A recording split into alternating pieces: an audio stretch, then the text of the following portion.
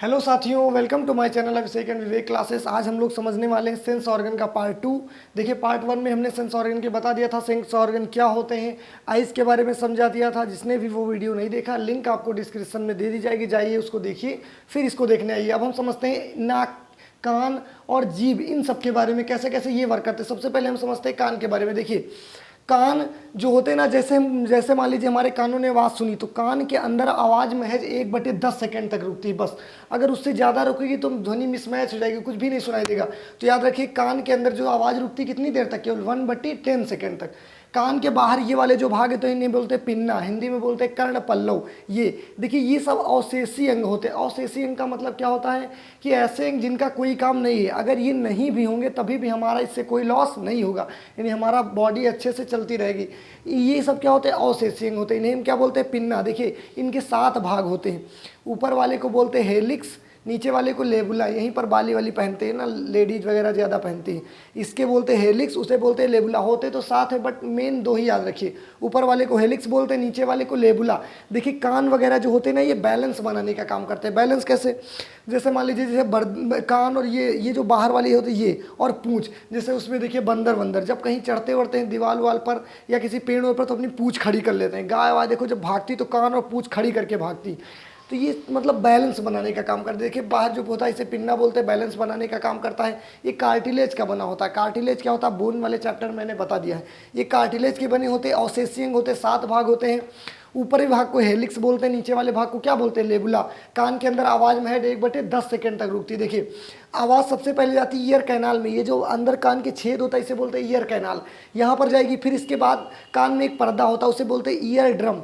Ear drum कान का एक क्या होता है, पर्दा होता है। जो अधिक ध्वनि में जो लोग बहुत ज़्यादा शोर शराबे वाली जगहों पर रहते हैं, उनका ये ईयर ड्रम क्या होता है, खराब हो जाता है, इसलिए उनके सुनाई देने वाले संबंधित बहरापन की समस्या उत्पन्न हो जाती है। तो देखिए, आवाज़ सबसे पहले, जैसे मान लीजिए आपने ध्वनि सुनी, सबसे पहले गई ईयर कैनाल में, ईयर कैनाल के बाद गई ईयर ड्रम में, ईयर ड्रम के बाद जाएगी ऑसिकल्स में। ऑसिकल्स में 3 हड्डियाँ होती, शॉर्ट ट्रिक होता है इनका मिलियस, इनकस, स्टेप्स। ये सब मैंने बोन वाले चैप्टर में आपको पढ़ा दिया। 3 हड्डियाँ होती, मिलियस, इनकस, स्टेप्स।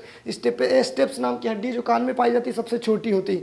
3 हड्डियाँ होती हैं। देखिए, ईयर कैनाल में आवाज़ गई, ईयर कैनाल के बाद जाएगी ईयर ड्रम में, उसके बाद जाएगी ऑसिकल्स में। ऑसिकल्स क्या करेगा, ध्वनि को जो आयाम होता है ना उसको थोड़ा क्या कर देगा, बढ़ा देगा। यानी जितनी भी ध्वनि आ रही थी उसका थोड़े एम्पलीट्यूड को थोड़ा सा क्या कर देगी, बढ़ा देगी। उसके बाद जाएगी कॉकलिया में। ये देखिए बेसिकली लिक्विड होता है। कॉकलिया बेसिकली क्या होता है, लिक्विड। ये ध्वनि को बदलता है सिग्नल में। ध्वनि को कहाँ में बदलता है, सिग्नल में। और ये पहुँचाता कहाँ पर, ब्रेन में।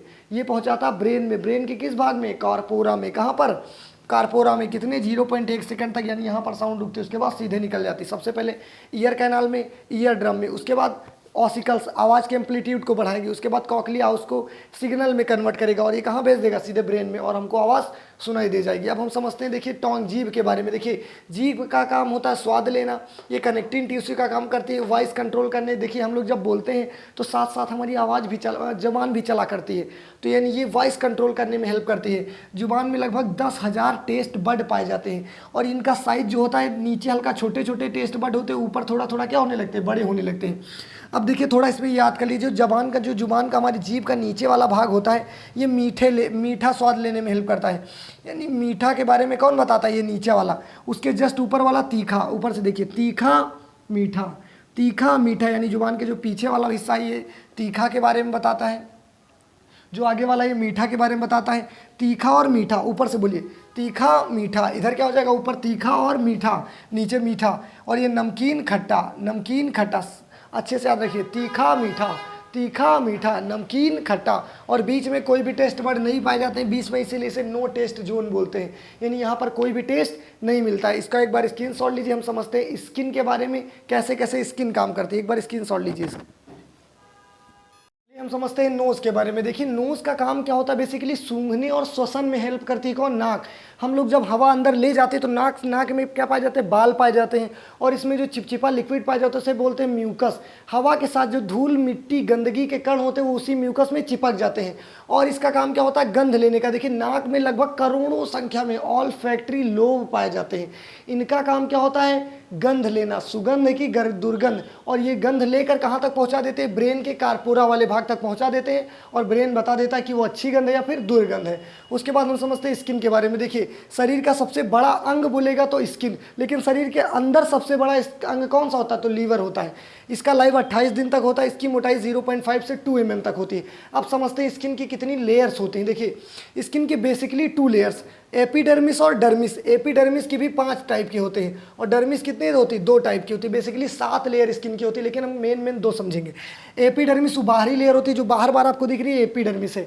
इसमें क्या क्या पाया जाता है? देखिए, ऊपर वाली लेयर में ब्लड नहीं रहता है। जो ऊपर वाली हमारी लेयर होती है इसमें ब्लड नहीं होता। कहीं कहीं आप हल्का हल्का से ऊपर चीर जाएंगे तो ऐसे आपको ब्लड नहीं निकलेगा, लेकिन और अंदर चला जाएगा तो फिर ब्लड निकलने लगेगा। और ऊपर वाले ब्लड नहीं पाया जाता, लेकिन इसमें मेलाटोनिन पाया जाता है।